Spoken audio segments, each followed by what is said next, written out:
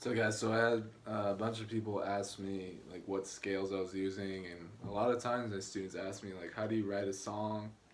And you know, there's a lot of back story to all of it. Like my explanation would be like, well, I was doing major 7 arpeggios.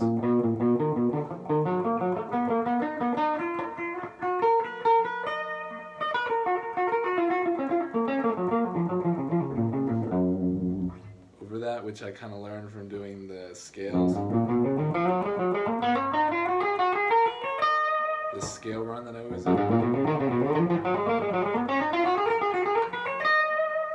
Right, so it's like you kind of have to know those two scales, those principles, right? Sequencing. You have to know the principles of sequencing and then kind of what the scale is. And then I would add arpeggios to it. Technique of sweeping. Right? Before you know to sweep, you have to know like what an arpeggio is and how that kind of fits in the scale. And the other part was kind of, combining this scale with an arpeggio. So I do the arpeggio, and then I would hit the hammer on, do an arpeggio there.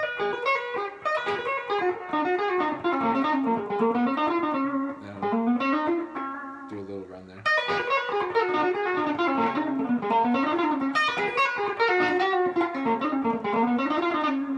Then Pedaltones, I was just doing by thirds,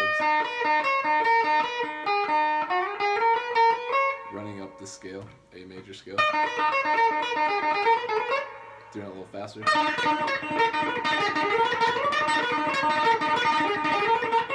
So, hammer-ons, dexterity, picking fast. I mean, there's so many things, chromatic bends. I mean, it's just a lot of principles that I'm kind of taking and then making into my own thing, right? So that's why I kind of designed the courses I made, the No Bar Crossroads course and the No Bars Held playlist, to kind of show you these principles of the chords, and the Dragon Scales book, which just teaches you the scales. And for me that was just wow, like, oh, okay, I learned the scales and then I just move around them and then I can make stuff. So I'm gonna show you a little bit of like, I kind of have this riff, and I'm kind of a metal guitar player, right? Because I think sometimes power chords kind of sound cheesy now. It just doesn't really sound that cool to me anymore. Same with kind of like blues stuff. It's alright, but I think it's just kind of old. So I originally started out with this riff that was like,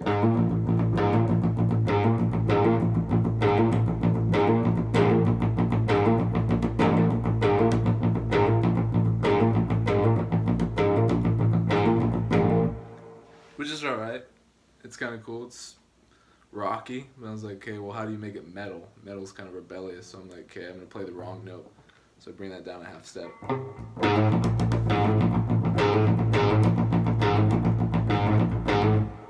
Right? And it's a little darker, more mysterious. Then if I go one up.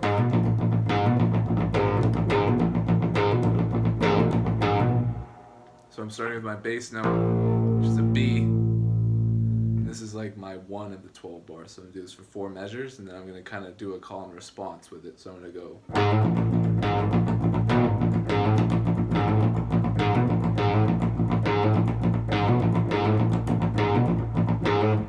I'm kind of alternate between these. And then for my part, my 4th, that's going to be an E in this key, right?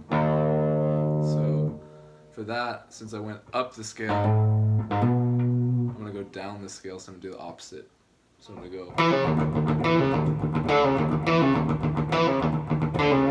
give some tension, and then release it.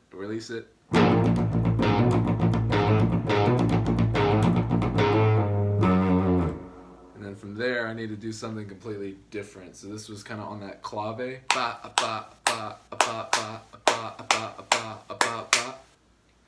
Kind of that funk beat, so I make something really straight, and I don't like power chords, so I'm going to add these 9.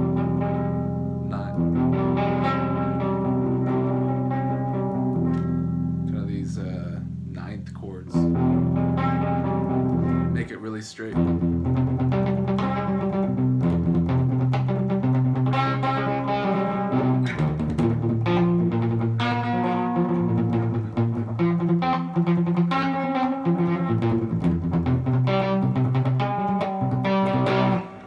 So I'm gonna add the ticka ticka, make it 16th real straight.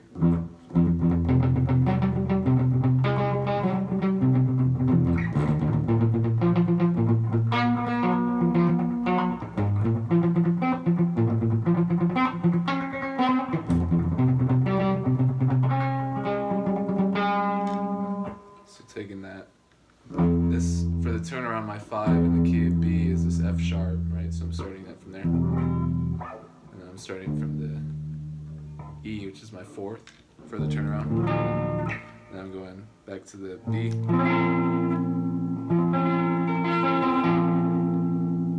then I'm going, ending it there. I'm still need to work on getting this note stronger, my hand stronger on that. Getting used to the 7 string. So it's kind of how I start the riff, do it kind of clean, and then obviously.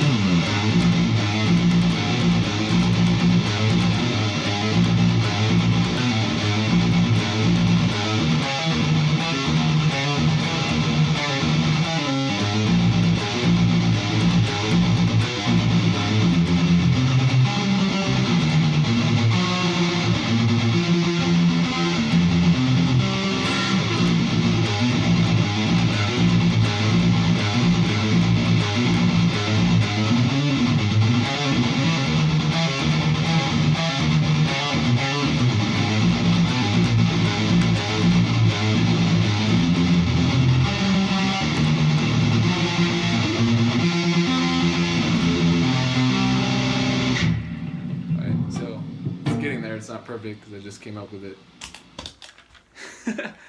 in 30 seconds, kind of like right now. But that's kind of a little bit of, you can change it to make things more modern. These power chords, if I would kind of do this straight up, it would be like.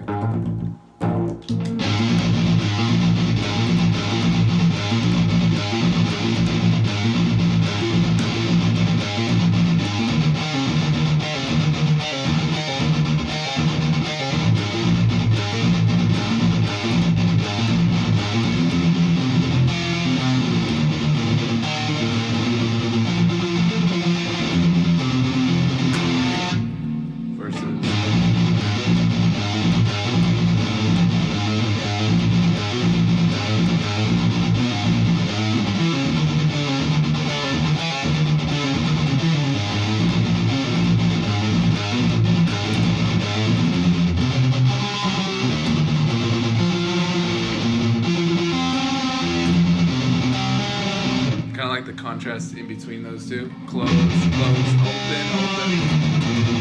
Open, open.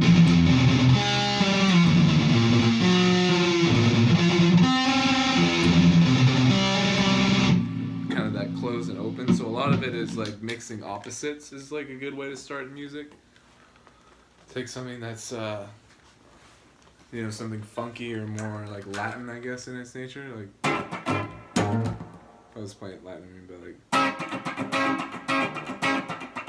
maybe funky even.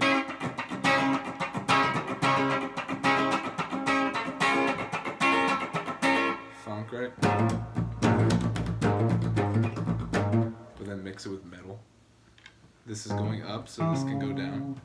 This was a lot of single notes, so I'm gonna do chords, and I'm gonna try to make chords interesting. So I'm like, usually chords are strummed, so I'm gonna do the opposite. I'm gonna pick them, play single notes within the chord, shit like that. But the overall thing about it is, without the knowledge to do that, I don't, like, that's the truth, honestly, is that when you know these things, they write themselves. It's not like a very good answer.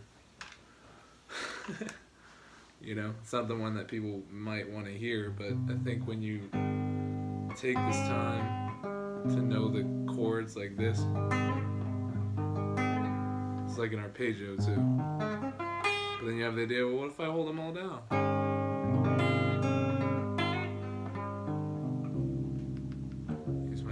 Hendrix technique. So if you know like what stuff to hit, like your chances of hitting something cool are better. And there's a lot of things that you just got to have something to apply to. It's hard to teach how to do a technique without a certain scale or anything to put on it. It's just kind of weird.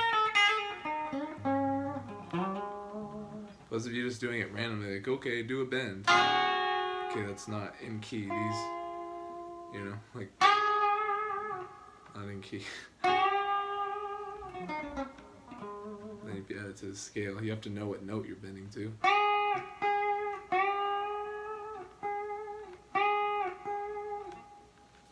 So it's kind of how I write my riffs. I use a 12 bar a lot, and then I kind of, you know, it's funny because the blues, I don't know, metal, same thing. I don't know. It's kind of long for IGTV. We'll see what the response is. Let me know if you have any more questions.